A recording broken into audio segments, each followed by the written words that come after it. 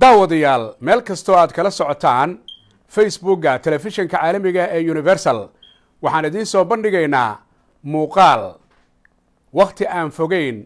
uu gudbiyey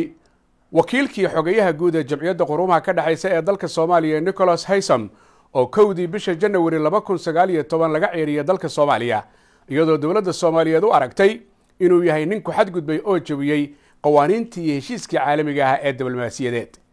hadal ayaa jira hadda ka hor uu ka yiri magaalada Baydhabo isagoo barbar taagnaa madaxweynihii hore ee Koonfur Galbeed Shariif Xasan Sheekh Aadan iyo gudoomiyihii howlgallada amisom ee dalka Soomaaliya oo hadalkaasi muxuu ahaa bal marka hore isaga aan daawano. I explained to him earlier, we are aware, those of us who are based in Mogadishu, that Somalia is not Mogadishu and Mogadishu is not Somalia. hadalkaasi waxa uu ahaa Nicholas Haysam isagoo ragga barbar taagan iyo Baydhabo Soomaaliya Muqdisho ma aha Muqdishona Soomaaliya ma aha haddaba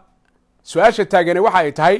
qoraalladii uu sameeyay ee uu eersaday ee Soomaaliya ay go'aanka uga gaartay iyo hadalladan oo kale saad u aragtaan fikirkiina uga dhiibta facebooka telefishinka caalamiga ee universal.